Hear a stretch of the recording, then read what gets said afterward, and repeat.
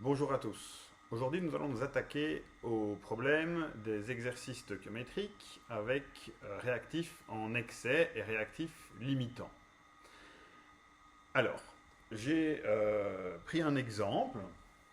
Donc, l'énoncé auquel vous pourriez être confronté serait donc, quelle masse de HF peut-on obtenir à partir de 4 g de NH3 et de 14 g de F2 et on vous donne l'équation de la réaction qui est celle-ci. Donc 2NH3 plus 5F2 donne N2F4 et 6HF. Alors, la différence par rapport aux exercices stoichiométriques classiques, c'est que vous avez deux données dans ce cas-ci, donc les deux molécules sont présentes et on donne les quantités des deux molécules.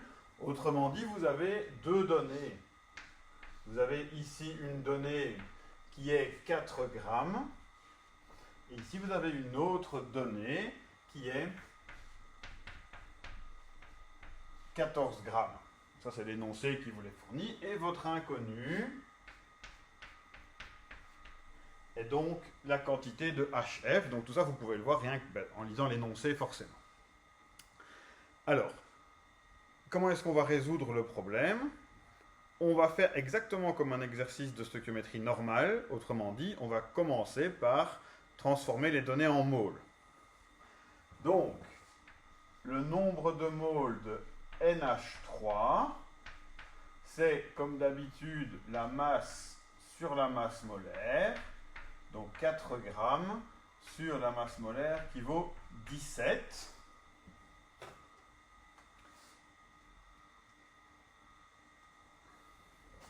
Ça vous fait donc 0,235 moles. Et on va faire pareil pour le F2. Donc le nombre de moles de F2, c'est la masse sur la masse molaire. Donc 14 grammes sur la masse molaire de F2 qui vaut 38.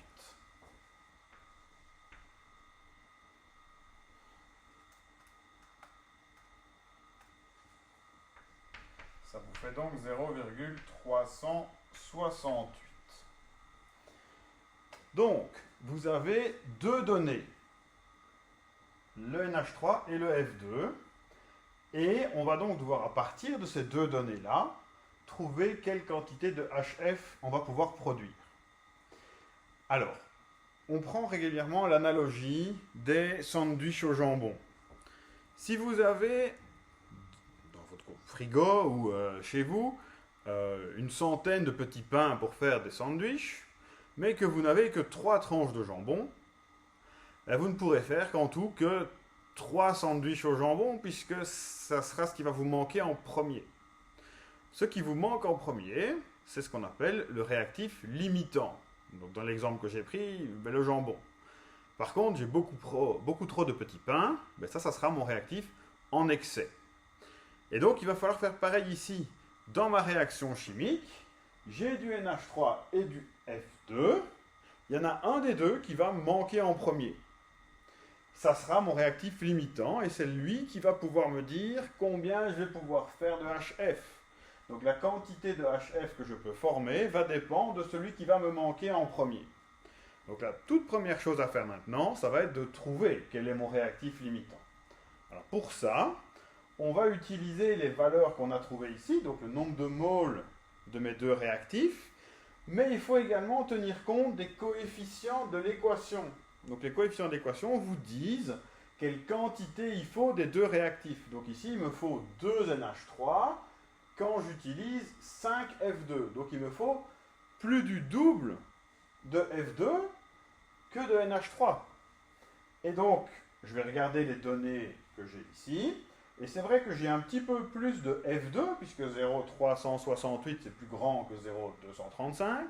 Donc j'ai plus de F2, mais je n'en ai pas deux fois plus. Ça veut dire qu'il va me manquer du F2. Donc mon F2 sera mon réactif limitant. Et l'autre sera forcément ce qu'on appelle le réactif en excès. Alors, ce n'est pas toujours évident de rien qu'en regardant les valeurs et les coefficients, de trouver quel est l'excès et quel est le limitant. Donc il faut un petit peu réfléchir, mais dans certains cas, ben, les valeurs sont un peu proches ou les coefficients sont un peu compliqués. Donc dans ce cas-là, il y a un truc qui va permettre de trouver quel est le limitant. Le truc est de prendre le nombre de moles de ma molécule et de le diviser par le coefficient qu'il a dans l'équation. Dans ce cas-ci, pour le NH3, j'ai donc 0,235. Je vais le diviser par le coefficient, c'est-à-dire par 2.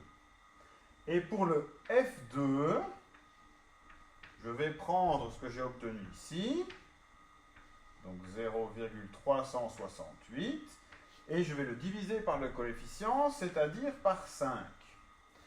Et je vais calculer les valeurs que j'obtiens.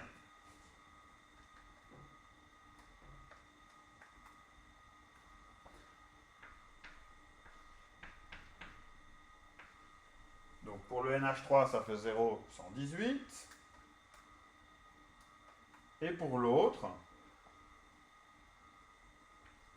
ça me fait 0,073. Alors, ces valeurs ne veulent rien dire. Ce ne sont pas des valeurs qu'on peut utiliser pour faire des calculs par après. Mais par contre, la plus petite de ces valeurs vous indique le réactif limitant. Et effectivement, 0,073, c'est plus petit que 0,118. Et donc, c'est bien mon F2 qui est mon réactif limitant. Alors, ce petit calcul que je viens de vous faire, il est très utile pour calculer le réactif limitant, mais il ne faut surtout pas l'utiliser pour faire le reste du raisonnement. Donc c'est vraiment un truc à faire à part pour identifier le limitant si vous ne le voyez pas directement. Alors, une fois que vous avez trouvé votre réactif limitant, vous avez fait le plus compliqué. Il suffit à ce moment-là de faire un raisonnement de stoichiométrie normale en n'utilisant que le limitant, puisque c'est lui qui va limiter votre réaction. Donc la quantité de HF va être définie par la quantité de limitant que vous avez dans votre pot. Et donc, il suffit d'écrire 5 moles de F2 vont avec 6 moles de HF. Donc, comme on faisait dans un exercice de stoichiométrie normale. Et puis, on fait une règle de 3. Une mole de HF, ben, ça nous fera 6 divisé par 5 moles de HF. Et on n'a pas une mole de F2, on a calculé ici qu'on avait 0,368 moles de F2. Il n'y a donc plus qu'à faire ici 6 cinquièmes fois 0,368.